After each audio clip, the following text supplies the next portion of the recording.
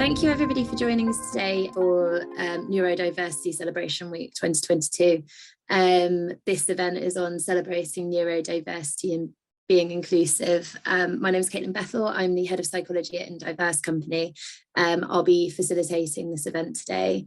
The purpose of having this event, so according to the UK Department for Education, 15% of students in the United Kingdom have learning difficulties, and in India, the number is around 12%, and in the US, 1 in 5 people also have a learning difference.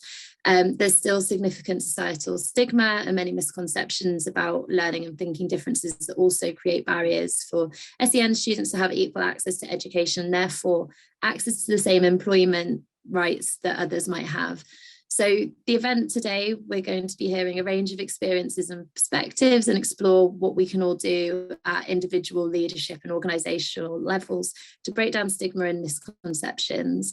I'm joined today by some really great inspirational speakers who have first-hand experience of learning differences or are working to make the world a more inclusive space for those who are neurodivergent. So I'm joined today by Shreya Jain, the Senior Manager of Social Initiatives at Bijou's in India. She's a leading inclusive education practice for children with learning difficulties. I've got Gopika here, Gopika Kapoor, who is a neurodiversity consultant, author and parent advocate, also based in India. She has a master's in journalism from Northeastern University, Boston, and has written various best-selling books for which she has been awarded the FICCI Ladies Organisation Women Achievers Award for Writing. Congratulations, that's a great thing to be winning. And then also we're joined by Vic House, who is the Global DE&I Director from Liberty Global.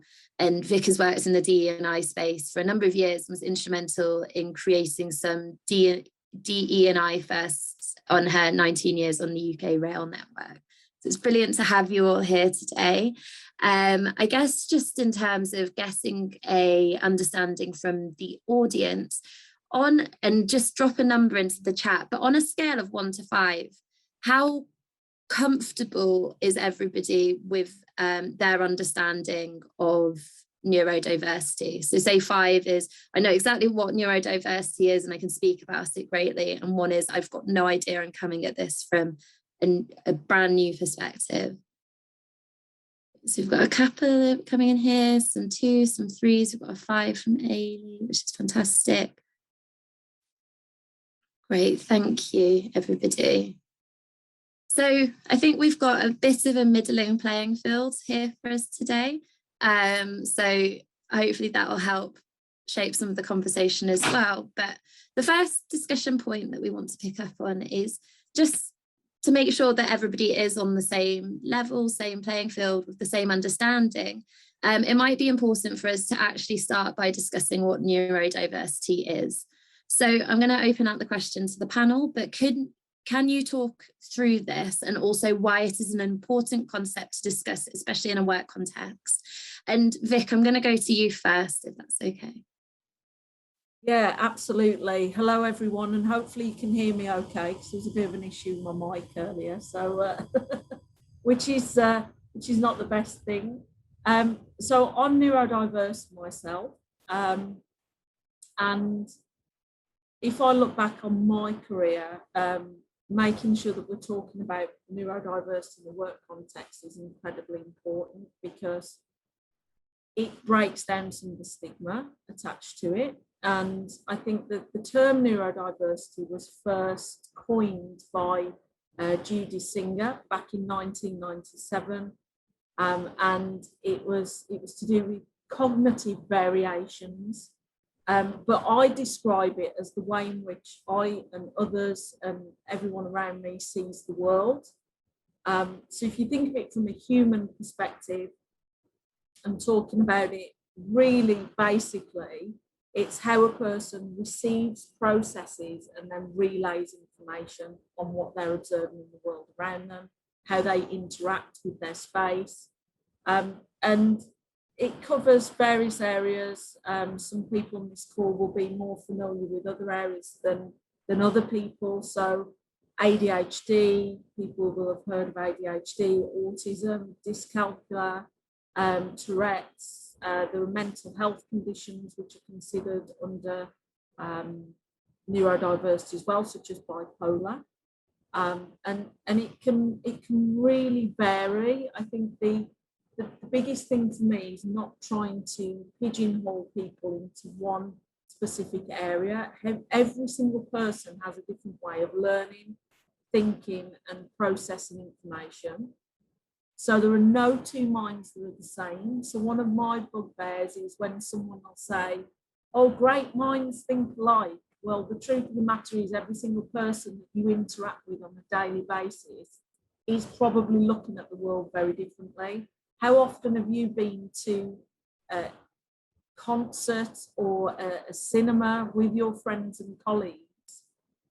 And when you come out there, you've all got different opinions about who was the best actor in the film, who was the best person that sang, if it was a concert that you've seen. So, you know, just bear that in mind, that applies to the workplace as well. Don't try and assume that you've got to fix somebody that's neurodiverse. Let them lead the conversation and talk to you about some of the support that they might need. I'm going to stop talking for a sec, because I'm sure there are others that want to jump in at this point, but that's really how I introduce neurodiversity. It's that difference of, you know, that diversity of thought within the workplace that we need to be talking more about, not the specific conditions people box people into. Thanks, Vic. That's great. Gopika, do you want to go next? Sure. So thank you so much, and thank you, Vic. That was a really wonderful way of kind of explaining neurodiversity.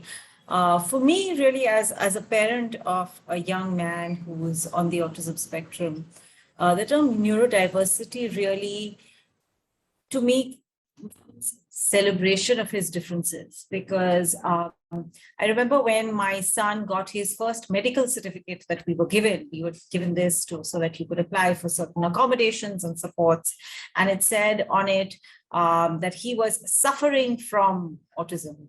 And I looked at him and he was laughing about something at that moment. And I thought to myself, this kid is not suffering from anything. He doesn't look like he's suffering at all. And it starts from that, you know, it starts from the fact that we look at a condition. Firstly, you look at it as a condition.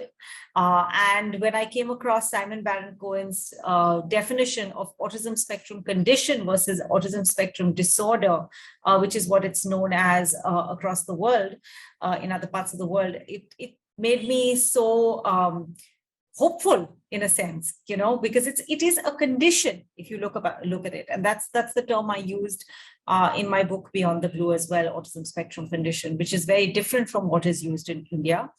And so it's exactly like Vic said, it is just celebrates differences. It looks at differences, and it looks at how these differences can add to your life, whether it is in a classroom, whether it is at a social gathering, whether it is within a family, whether it is within a company.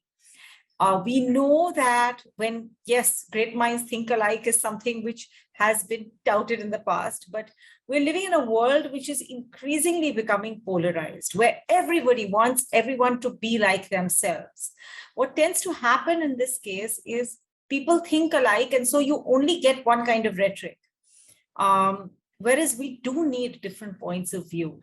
And when you have people who are neurodivergent, people who, you know, in whichever areas, like I said, it creates solutions to problems. It creates new ways of thinking. It leads to creativity.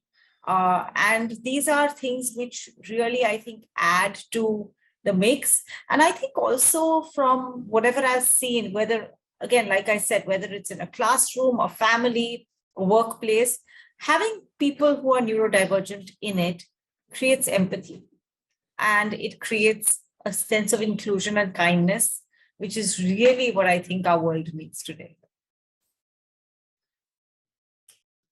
Amazing, thank you. Shreya? I think both of those definitions are very beautiful. I'm going to talk about a time when I did not even know what the word neurodiversity meant, right? So on a scale of 1 to 5, I was at 0. In fact, so I have a brother with autism. And in fact, we did not know for the longest time what that meant. And I'm talking about 1999. We're in Northern India, and my mom has absolutely no idea why my brother's behaving differently. So fortunately or unfortunately, we did not have any definition to fall back on.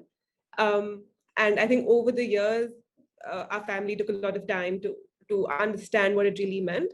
But in that process, what we did realize and what we did learn from each other is that my brother learned differently than I did.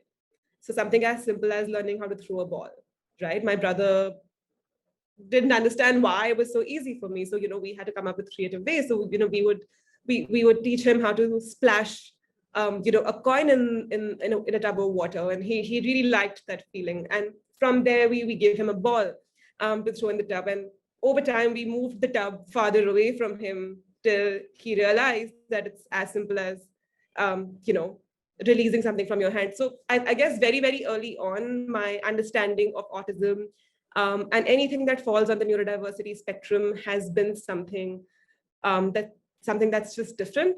So the way I always define neurodiversity is as our brains being wired differently. So as a result of that, you function differently, you perceive the world in a different way. And sometimes I can't help but imagine if all of us thought the same way, what a boring place this would be. So I'm sure we'll get to hear a lot of examples and stories today that sort of shed perspective on that. So I'll wait to hear the next question and then add on it. Thank you. Thank you, all three of you. There was some really, really interesting concepts. And for me as well, just hearing, again, neurodiversity is something that a term that I only learned about 3 or 4 years ago, and still learning a lot, even whilst working in the ED&I space. But I think some of the things that you said then around the language that's used, so condition rather than disorder, and also the phrase around great minds think alike. It's one of my favorite things to say when somebody says something, but actually now that you've brought that up, Vic, maybe it's something that I'm going to start thinking about a little bit differently. But I think this whole point around actually celebrating the differences that people bringing different perspectives, and Shreya, you put it very beautifully, if we all thought the same, the world would be a very boring place. So brilliant, thank you. The next question that I've got is, what do you think the landscape looks like in terms of awareness, acceptance, as well as the establishment of infrastructure for the people that are neurodivergent within your region or globally? And are you aware of misconceptions and stigma around neurodiversity and those who are neurodivergent? And Gopika, I'll go to you first this time.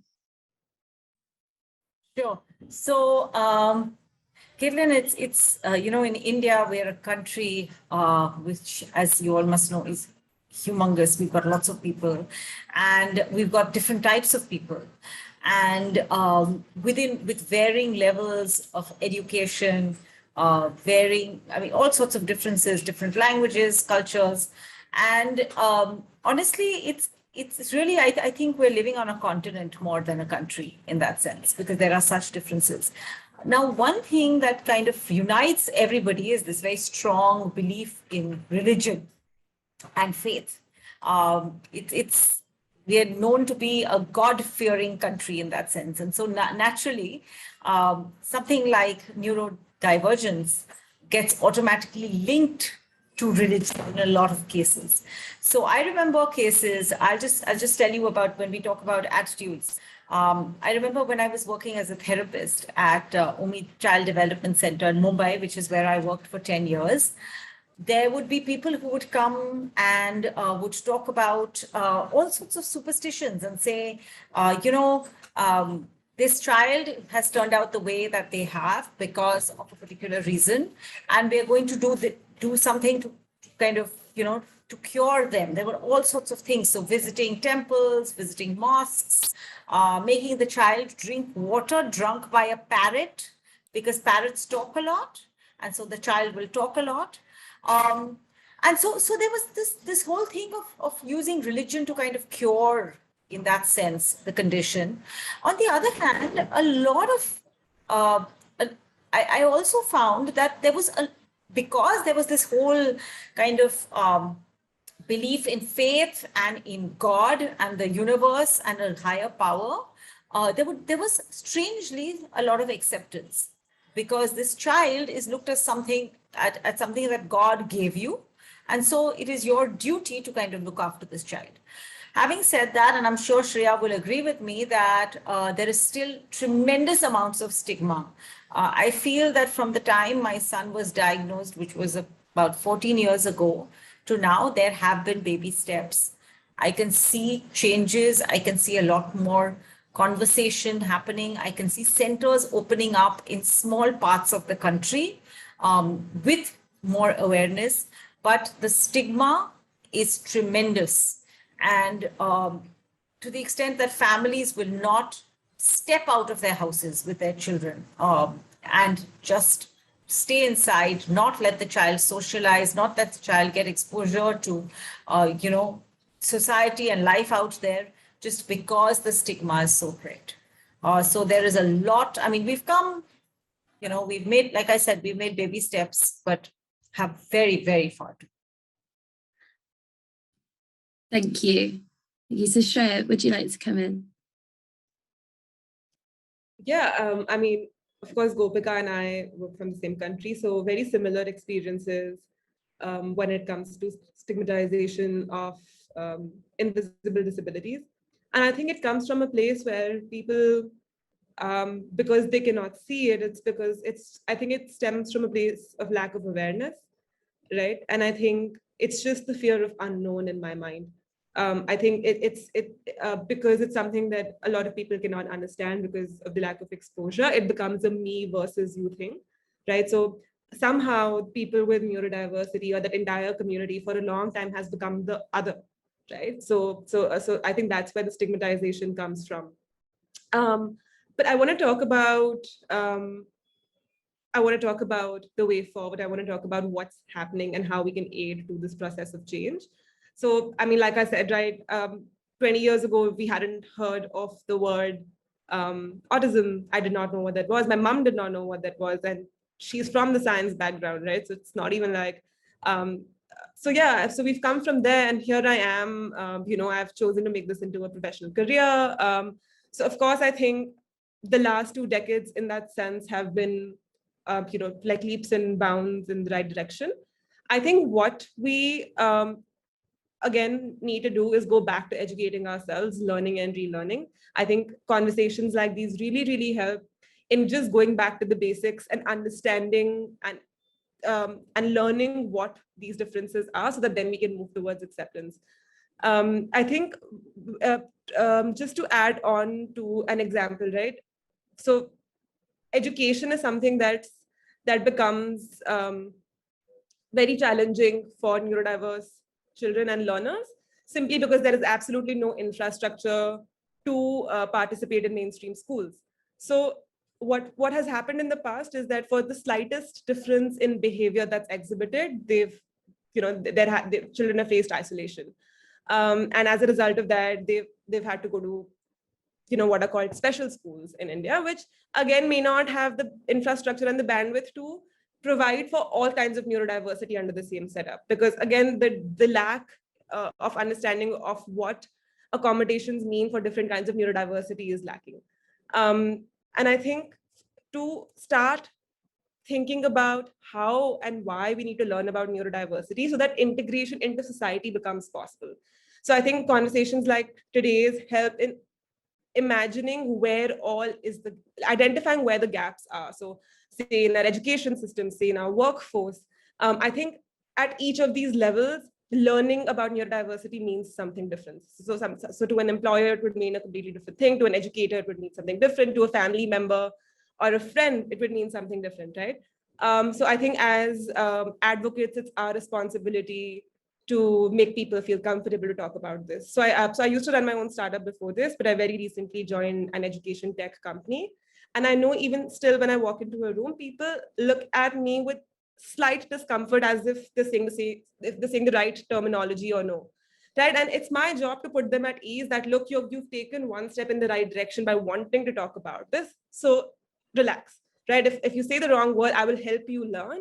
Right. I'm not going to like feel bad. I'm not going to feel offended. So I think just building that sense of encouragement, I think to talk about ask difficult questions, I think just making that okay is important in our country, because I think that like initiating dialogue is something that's still missing. Amazing. Thank you, Shreya. And then Vic, what do you have to add? Yeah, so I think great discussion, really interesting, looking at it from the angle of younger people and educational perspective. But what I'd like to highlight to everyone is here in the UK, particularly in other parts of the world, there's very limited support for adults that are neurodivergent. And if we think back to what I said earlier at the start of the call, that it wasn't until 1997 that the term neurodiverse first made an appearance and people started to associate that with different conditions under that umbrella term. I think back to my time at school and going through the educational system, there was only support really for people that were displaying behaviours that created a negative impact to other people in the room. That tended to be, they were considered as the children that needed that extra wraparound support around them. And what actually ended up happening, because there was under-resourced schools out there, we ended up with an undiagnosed generation of adults then, of which I'm one of them. So I didn't even know that I was neurodiverse until much later on in my career. And strangely enough, when I started looking to partner with an organisation that was going to come in and help us on the railway to make more accessible spaces for neurodivergent people, and I was like, oh my goodness, people started asking me, are you neurodiverse? Like these experts that I was chatting to, and I went, I don't think so, why? And then suddenly the penny dropped and it was like, okay, yes, I could be. And of course, now I know I am. But I think there's a whole raft of particularly women out there. Women tend to mask being neurodiverse and really do that incredibly well throughout their careers. And it isn't until we start to talk about this more and to stop labeling and putting people in those boxes I spoke about earlier and looking at it as a positive that we're talking about this, that we're going to get over ourselves in terms of having more neurodivergent people in the workplace.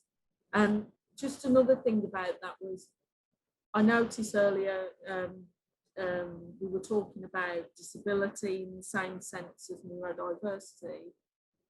I have a hidden disability in terms of I've got an autoimmune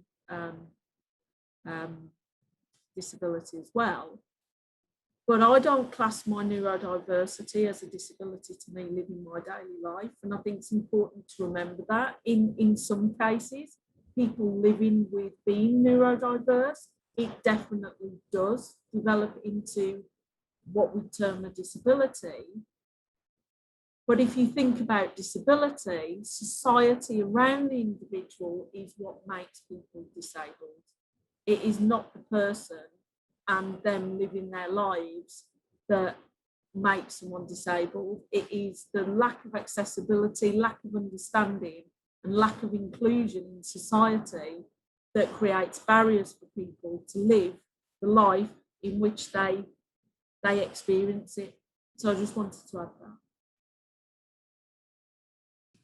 Thank you, Vic. And actually, talking about some of the barriers, it brings us on quite nicely to our next question.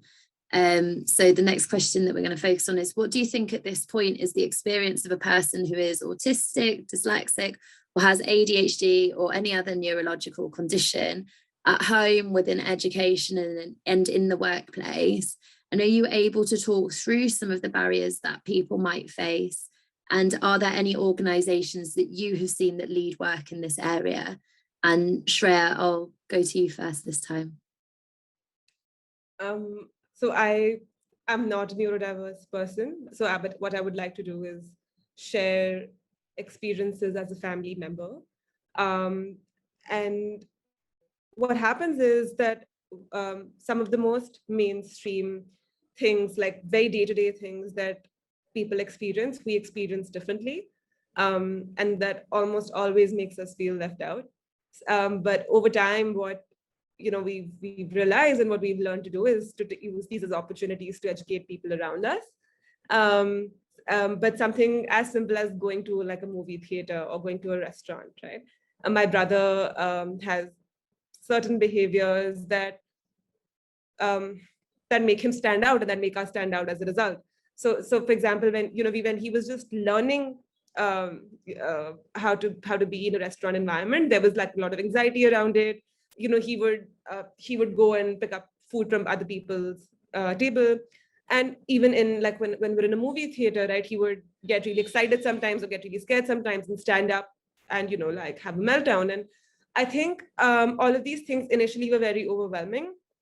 And we would try to run away from these situations. And honestly, sometimes there were times where I would never want to crawl out of my house again and be like, this is fine, this is where I want to be. But of course, that's not how life works. So what we decided was to have strategies around all these things. So for example, we would choose restaurants initially, which, we would go at odd hours when it wasn't very crowded. Then we started using social stories to help my brother understand what the experience is like. But when we would go to this public place, we would also carry a version of a social story for people around us, because why is my brother the only one who's learning, right? Like all these people also make a part of the environment, so they're also supposed to learn. So what we would do then is talk to these people beforehand. So if we would make a point that if we're going for a movie, we show up 15 minutes early, and then we talk to our neighbors and say that, look, my brother has autism. This is what it means for you. This is what, so I mean, if you have food, please keep it on the other side of the armchair. And for people sitting behind us, we tell them that he might stand up in the middle, and be rest assured he will sit down in a couple of seconds. If not, we'll take him out. So I think we have removed that sort of anticipation for them that what's happening or, what's going to happen next. So, and we've realized once we talk to people about it, once we make them feel responsible for their actions, then I think the response is better. Then I think once they've learned, then the response is almost always empathy, right? Then you'll see that people are offering their food to my brother, and, like if somebody stands up, like they're tapping my brother on the shoulder, dancing with him, helping him sit down. So I think it's been a very rewarding in that sense to come out of our comfort zone from there and say that people just, once we empower people to be inclusive, they can be inclusive, right? So I think that's been our philosophy through and through. Thank you for that, Shreya. Sorry, I was just going to say, I think actually putting the onus on other people and the ownership on other people, you're so right about it. Why is it just a learning experience for your brother? It should be, everybody else should be making accommodations for that person. I think being able to do that is such a fantastic thing. Sorry, Vic, I saw that you've taken I've just got a very different perspective that okay. I don't disagree at all with if that's how that works for you. But I have got a bit of a reaction to that, as I'm always told day in, day out that I have to be careful whenever, particularly when I'm on calls like this, my face tells 1,000 stories as to how I'm responding to something. But I wouldn't say I have an issue with that, but I have challenges in getting my head around that, because as I said earlier, I think the reason why being neurodiverse or living with any condition becomes a disability is because of society and how society reacts to individuals. So I would love to live in a world where you don't have to do that, because I saw somebody post up in the chat as you were talking through that. What about your brother's right to privacy, and not having people knowing about the fact that they're neurodiverse? I think a lot more ownership needs to be taken, not only by individuals to educate themselves, but I think we need to do something from a societal perspective in schools early, educating people more about difference in general, and not just expecting that whoever the person is that's the family member that's accompanying somebody is then gonna, and I know you didn't intend it this way, but make excuses for the difference in behaviour for an individual. We're all individuals, and I would hate to feel that somebody was making excuses for my behaviour or somebody else's. Or I truly believe that everybody should have the freedom to enjoy the same experiences as other people. So your brother being able to experience the film without having to walk out the film because they've stood up in the middle of it, as an example. So I just think we need to do more, and I think every single person on this call today can play an active part in doing that by taking away an action to educate themselves and be more of an ally in those situations, in those moments. I absolutely agree with you. I think what you're saying is like an ideal scenario where people take initiatives, where they have the opportunity to learn for themselves. But I'm even know that they're supposed to learn about this, right? So I think from that perspective, I think it's a good start, but I would love to see, schools. I think that this initiative is already being taken. I think our state board schools now do talk about disabilities. They do talk about neurodiversity in textbooks. So I'm sure that there will be more mainstream integration as we go. And yeah, by all means, I don't think I don't want to make an excuse for my brother. I just, in that moment, I feel it's my responsibility to make sure everybody's feeling comfortable. Like that's the objective there, right? I don't think it comes from any other intention. Thanks, Shreyam. Thanks, Vic. Gopika, do you have anything that you wanted to add? Yeah, I think that both Vic and Shreya kind of present such interesting perspectives.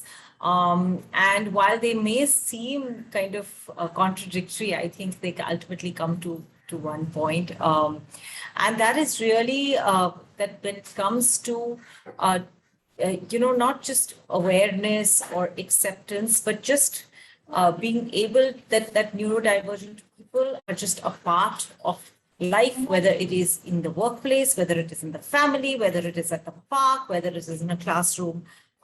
It's something which we want to happen. And like Vic said, that is an idealized world. And I would love to see a world where we're not saying them, when I'm talking about neurodivergent people, I don't want to be able to say them. But unfortunately, the way things are, like I said, it's inching closer, but it's not, we're not there yet. So I just want to share with you like a personal example. So when my daughter was in the fourth grade, it was around World Autism Awareness Month. And, we talked to her teacher and said, can she do a presentation in school? And so she did a presentation on autism, and she talked about her brother. She said, can I do, she in fact put a little picture of him in the presentation, and she said, I'm putting up your picture, is that okay? So she's his twin sister.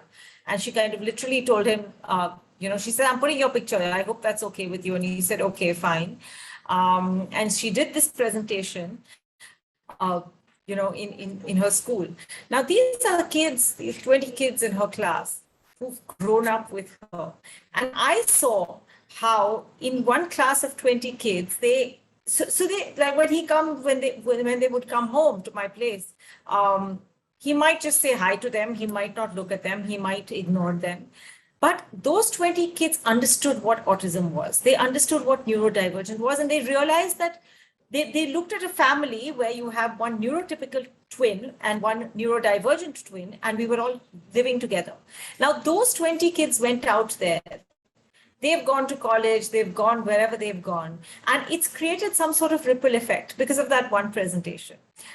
So I think within families, within workplaces, again, the whole concept of, I don't want to say normalizing neurodivergence, because that means that being neurodivergent is kind of abnormal, and I hate that term, but just that kind of living with neurodivergence and living with people who are neurodivergent and neurotypical as part of life is something that we need to aspire towards. It's something we need to live towards. And again, while I totally understand, Vic, from your perspective as well as the perspective of all the other neurodivergent people out there, my son has faced it as well. And as a parent of a neurodivergent person in India, I've faced some kind of I wouldn't say stigma, but I will say that kind of funny looks cast in my direction. The whole concept of getting out there and talking about it and speaking about it with, of course, the consent of people who are neurodivergent is something that helps to, again, make it as much a part of life as anything else. Thank you, everybody. And I thought there were some really good points coming up in that part of the conversation. And I completely agree with what everybody's saying on different levels. And I think there is more that needs to be done by society, by our government, by our education systems to make sure people are aware. And Victoria, I thought your point as well about everybody on this call today, everybody who's listening to this webinar at any point in the future, to go away and do some more reading and learn more and be able to put the ownership back onto yourselves in terms of learning about neurodivergence. Thank you for that, everybody. The next question that I've got is, what are some of the traits that neurodivergent people possess that would be an asset to companies? How do you think organisations can become more aware of the huge benefits neurodivergent people can bring, or how can they make the most of those within their workforce who are neurodivergent and be more inclusive in their hiring? And Vic, I'll go to you first this time.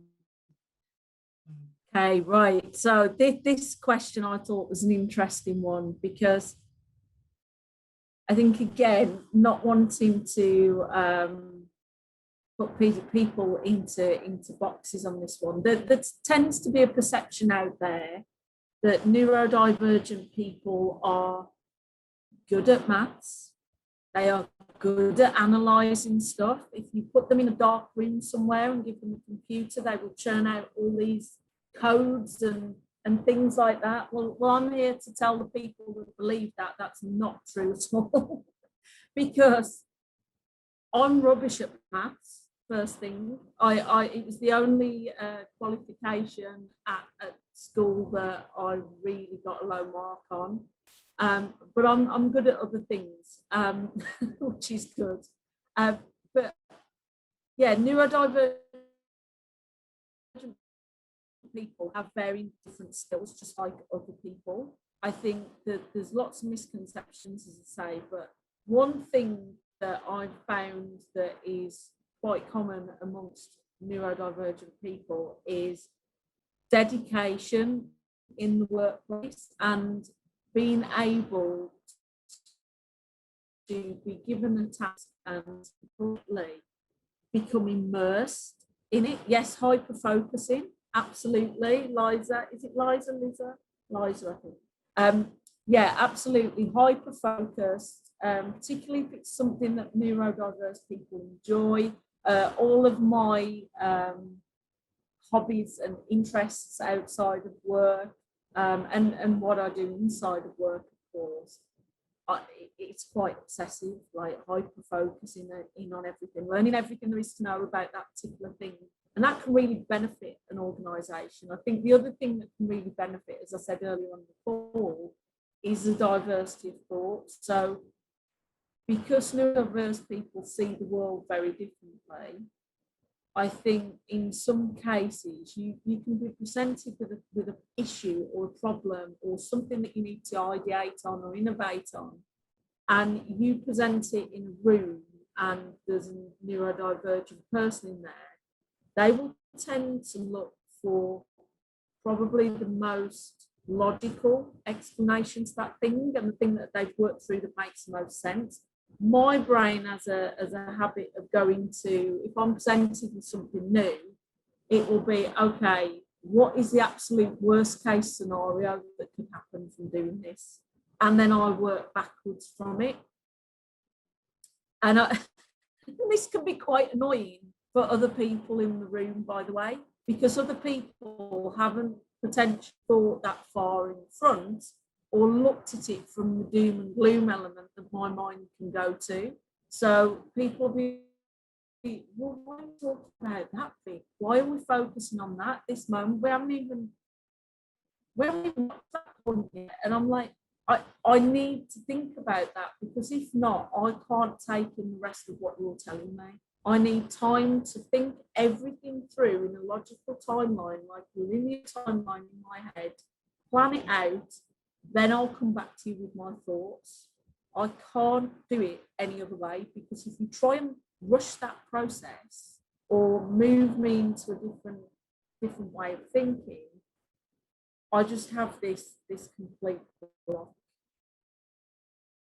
It's like almost like two drivers of a train trying to both drive at the same time, and the train's not moving. I just go, okay, you've lost me. I can't. You need to give me that time to process, because if not, I can't do it. But what they find is, once I've been through that process, is I come up with all sorts of scenarios and ideas and different things that people haven't thought of. Like I used to get given questions to things because people just couldn't work through the answers to that question. And they were like, this is just too strange of a question or a problem to solve. So let's give it to Vic and see what Vic comes up with. And I'd sit there and I'd take my brain through this process, and then I'd come out with, well, this is what I think we should do. And I can guarantee that 9 times out of 10, no one else had thought of it in that same way. That's not to say anyone else wasn't doing it correctly or the way I do it correctly, but it just gave people, and still does, that different perspective and way of thinking of things. That's all we need to do, is embrace that, and that is the benefit. Thank you, Vic. Thank you for sharing that. And it looks like you've resonated with a couple of people in the chat as well, which is fantastic. Gopika, have you got any thoughts?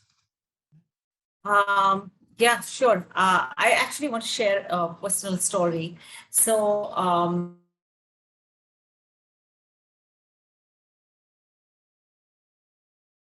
and it was central heating system.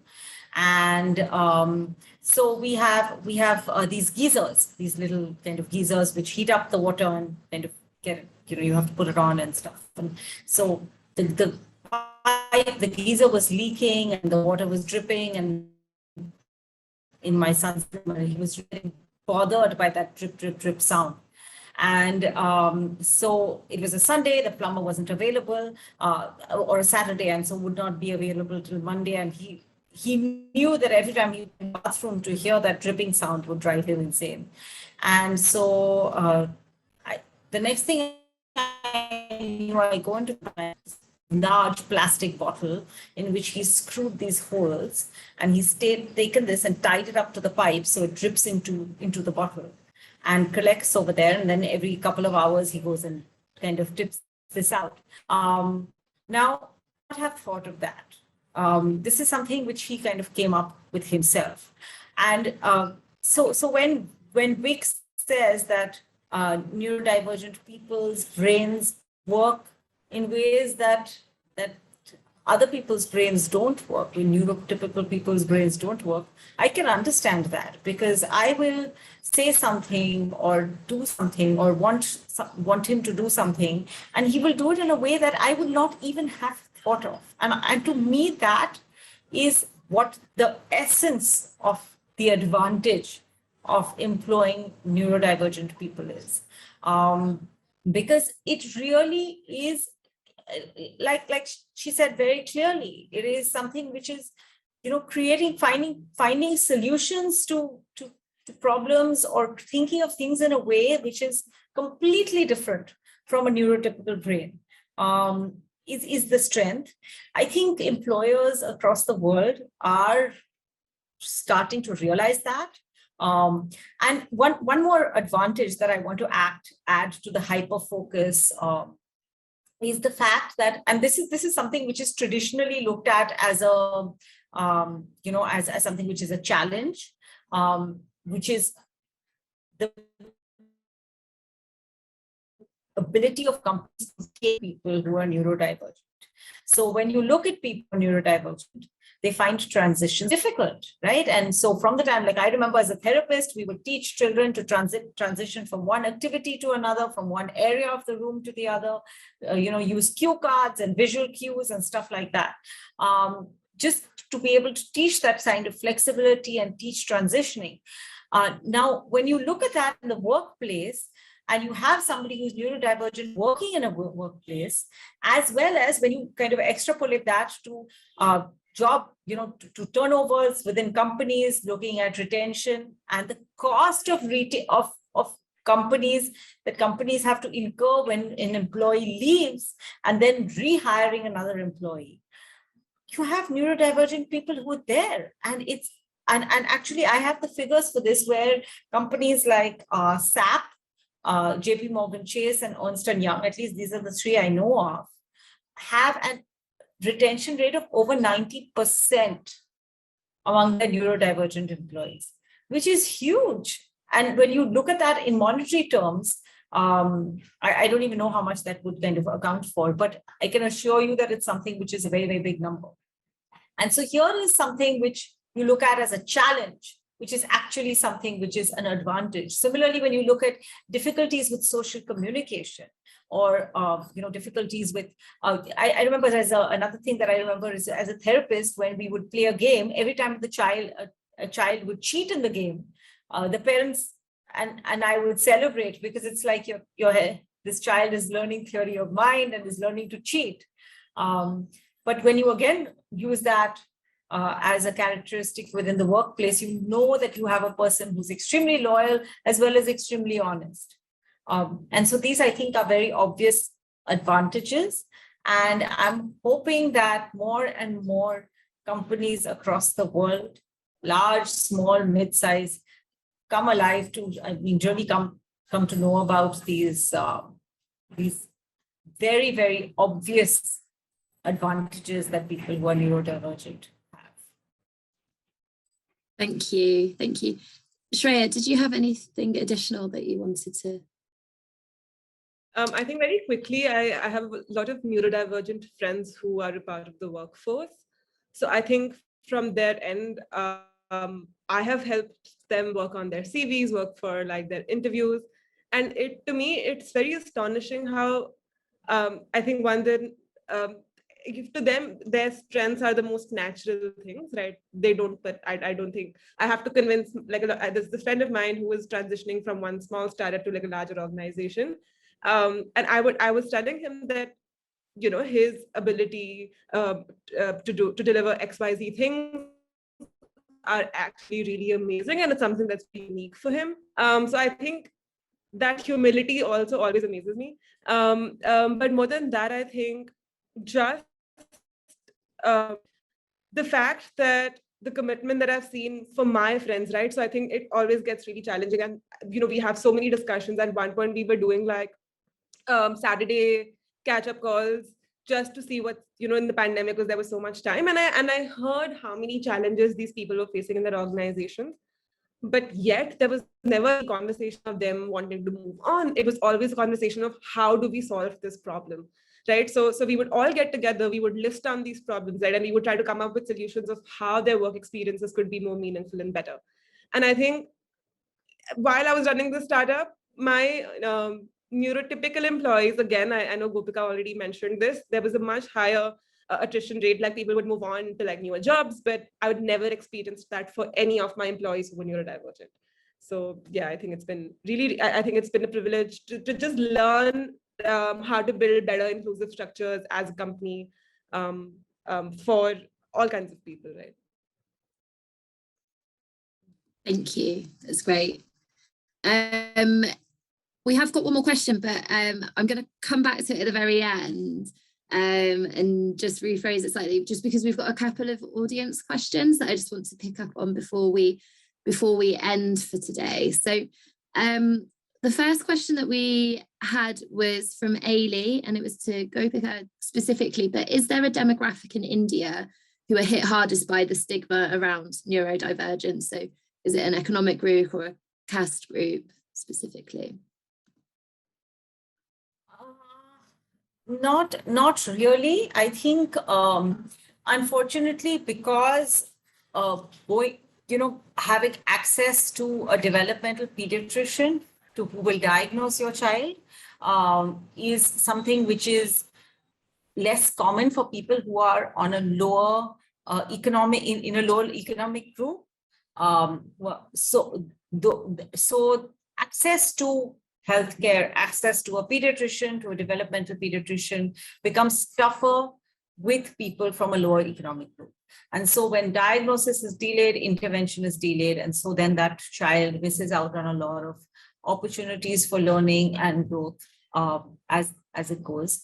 I think the figures for developmental pediatricians in India are really staggering. I think it's 1 in 20 or 30,000 people. Or something like that, because we don't have that much access to specifically developmental pediatricians who can diagnose a child. Within pediatricians also, you'll be surprised that autism is about a page and a half of their entire, the fact textbooks that doctors study. And so it's really very difficult for even a regular pediatrician to be able to diagnose a child with autism or ADHD or dyslexia till the child is much older. And so a lot of opportunities for intervention and growth are missed. But that's basically, it's not within any other kind of cultural group that I can think of. Shreya, would you be able to add to that? I completely agree with you. We actually did a research on this at Reservoir. So the fact was that for even people who were getting diagnoses at an early age, their number of doctors they had to go through before they got a diagnosis, and in 70% cases, this was a chance diagnosis. They had to go through 3.5 doctors. So almost every third or fourth doctor would tell them that maybe do a diagnostic test, maybe do a test for neurodiversity. So I think in general, just awareness in the medical community also needs to rise. So I think it's very hard to say if there's a number, and I'm not sure if I would depend on the accuracy of that number, even if it exists. Thank you. Then Matt asked, how can organisations lead on accessibility for neurodiverse individuals, whether that's communication difficulties or processing times in fast-paced organisations? Vic, I don't know if you want to. Yeah, sure.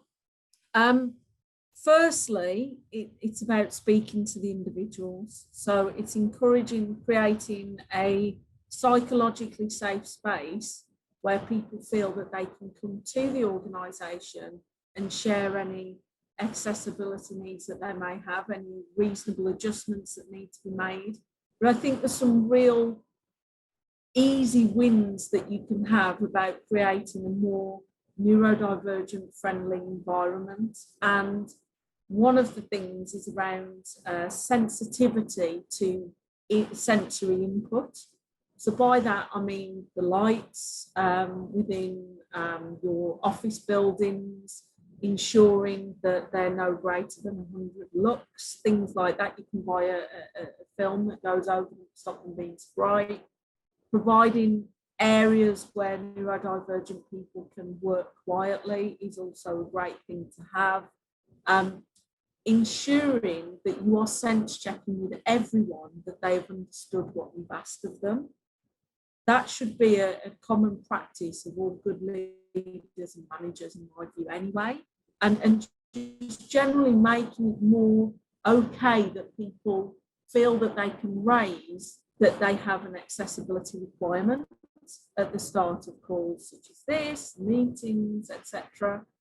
But I think also software plays a big part. We all know as during the pandemic, we all moved to Zoom calls and Teams calls and, you know, every other variation of video calls.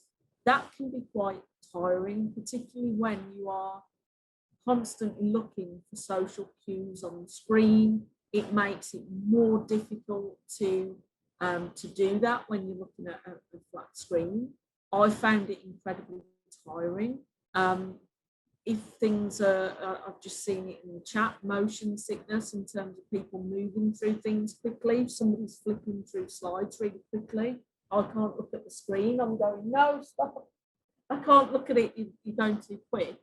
But I think giving people the confidence to do that is really where it all starts, creating that inclusive, psychologically safe environment for individuals to speak up and say that they need some support.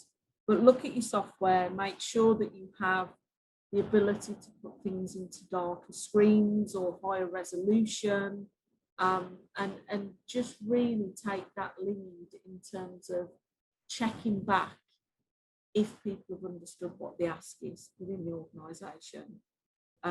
By making everything more accessible, you're ultimately going to be impacting a greater number of people and really getting to the people that not only need the support, but you'll find that it will benefit other people within the organisation as well by adopting that approach. Thanks, Vic. Shreya, Gopika, did you have anything additional? I very quickly want to add my experience of working with different organizations who've been leading this effort. So I think my favorite exercise is what we did with Google.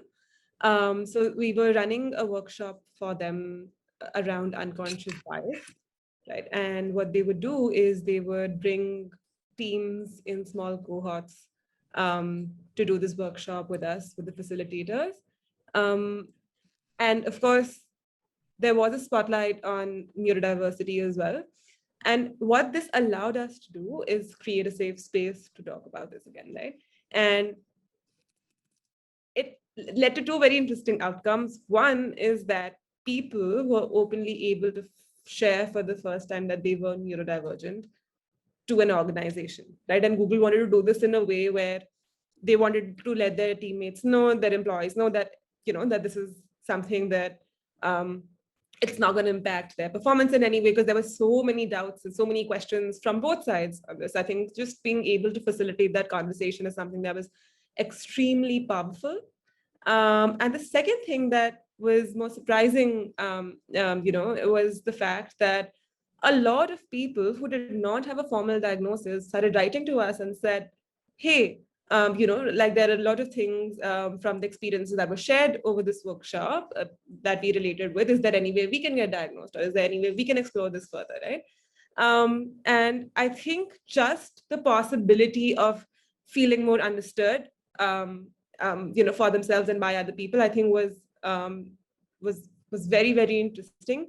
In fact, I remember having a conversation with a product person in one of the organizations, and he spent 6 hours with me just chatting straight and out, and I couldn't understand. I knew that there was something that he was wanting to ask me, but it just did not show up in the conversation, right? And so I told him in the end, I was like, hey, I feel like you want to say something, but you're not being able to say it. And he said, oh, I have been waiting for somebody to identify this and say it in these many words for me for so long.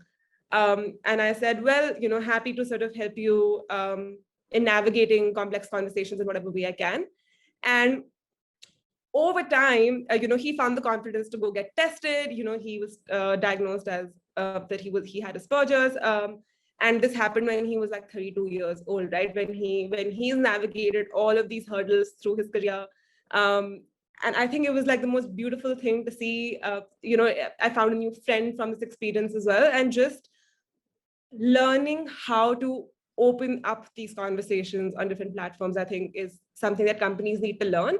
I think because even employees have biases, and I think there's like this fear of disclosing the fact they're neurodivergent because they do not know what that perception would mean, right? Does this impact their performance appraisals? Does this impact the kind of work that they're given, right? So I think in their internal communication as well as external, companies need to be very, very proactive in terms of how they communicate with people. Amazing, thank you, Shreya. And we've actually come to the end of the time that we have with you all today. I'm sorry if we've missed anybody's questions in the chat.